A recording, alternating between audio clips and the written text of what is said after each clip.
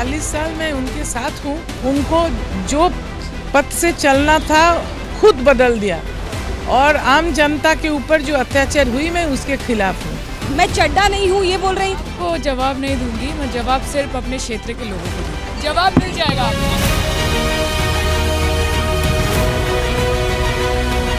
हमको दीदी का बस है, हम लोग बोला है दीदी जो चाहिए होगा, कोई बात नहीं।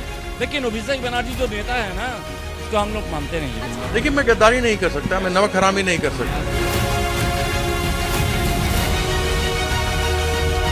सभी 9 के 9 सांसद आज के बैठक में शामिल हो गए और अच्छी बातचीत हो गई। देखिए मेरे साथ कोई दबाव नहीं, मेरे साथ सबके साथ अच्छे संबंध है।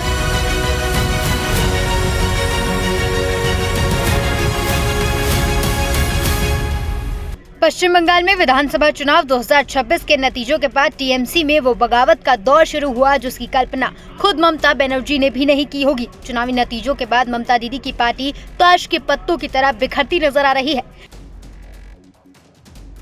टीएमसी के 28 लोकसभा सांसदों में से 20 बागी सांसदों ने ममता का साथ छोड़ दिया, यानी जितना झटका ममता दीदी को चुनावी हार से नहीं लगा होगा उससे कई ज्यादा तो बागियों ने दे दिया।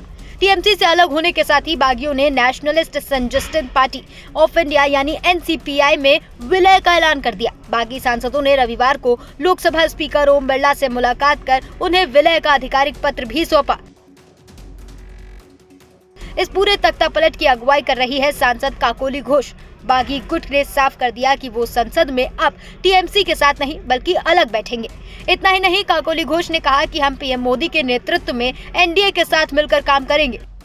बागी गुट के पास 2/3 सांसदों का समर्थन है, लेकिन सबसे बड़ा सस्पेंस इस बात को लेकर है कि आखिर दिग्गजों से भरी टीएमसी ने इन बागी सांसदों ने त्रिपुरा की एक छोटी सी गैर मान्यता प्राप्त पार्टी एनसीपीआई को ही क्यों चुना। राजनीतिक पंडितों की माने तो ये दल बदल कानून से बचने का एक सोचा समझा लीगल मास्टर स्ट्रोक है।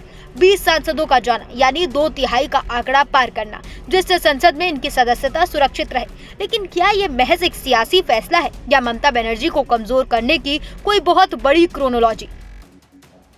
इस बगावत के बीच दिल्ली एयरपोर्ट पर जो ड्रामा हुआ उसने कई कड़वे सवाल खड़े कर दिए। बागी गुट में शामिल सांसद सायोनी घोष जब दिल्ली पहुंची तो मीडिया ने उन्हें घेर लिया। पत्रकारों ने याद दिलाया कि कुछ दिन पहले उन्होंने कहा था कि आप राघव चड्ढा की तरह दल बदलू नहीं है, अब आपने टीएमसी छोड़ दी। इस तीखे सवाल पर सायोनी घोष का गुस्सा 7वें आसमान पर पहुंच गया। जवाब में बस इतना कहकर निकल गई कि मैं आपको जवाब नहीं देना चाहती। Hello, this is not the way. मैं बोल दूंगी जो कहना है मुझे। क्या कुछ कहना चाहती है? अभी कुछ नहीं कहना है, जब बोलने का वक्त आएगा तब कह देंगे। बागी विधायकों में शामिल हो गई है। सब पता चलेगा आप लोगों को, आप लोगों को पता चलेगा जब वक्त आएगा। देखिए आपको मैं आपको जवाब नहीं दूंगी, मैं जवाब सिर्फ अपने क्षेत्र के लोगों को। ये लोग आपकी बात सुन रहे हैं सही। एक तरफ जहां सायोनी घोष मीडिया के सवालों से भागती दिखी, वहीं बागी सांसद अरूप चक्रवर्ती ने दावा किया कि शत्रुघ्न सिन्हा भी हमारे साथ आ जाएंगे। आखिर वो जाएंगे कहां? हमारे तो 22-20 आदमी सही कर दिया, शत्रुघ्न भी कर सकता है, जाएगा कहाँ? दीदी के साथ है वो कह रहे हैं। दीदी का साथ तो सब तो दीदी का साथ था, हम लोग भी तो दीदी का साथ था, तो क्या हो गया? अभी नेता कौन है आपका फिर? हमारा अभी नेता ही है डॉक्टर काकोली जी। हालांकि बिहारी बाबू शत्रुघ्न सिन्हा ने साफ कर दिया कि मुसीबत के समय में ममता बनर्जी ने उनका साथ दिया था, इसीलिए वो दुख की इस घड़ी में उनका साथ नहीं छोड़ेंगे। मेरा नेता सिर्फ एक है, नेता या नेत्री, और वो है ममता बनर्जी और सिर्फ ममता बनर्जी। तो मैं उनके मामलों में कोई टीका टिप्पणी नहीं कर सकता हूं, मैं ज्यादा कुछ नहीं बता सकता हूं।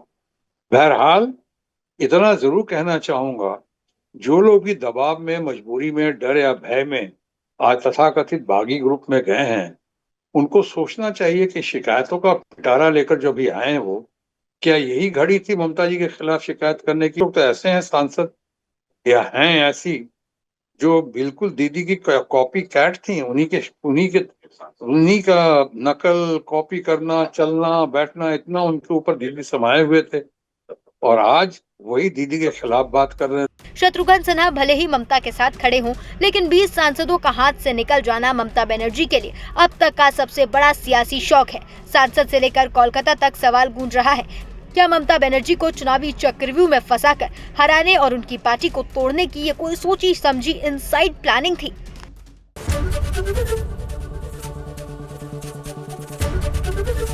एबीपी गंगा, खबर आपकी, जुबान आपकी।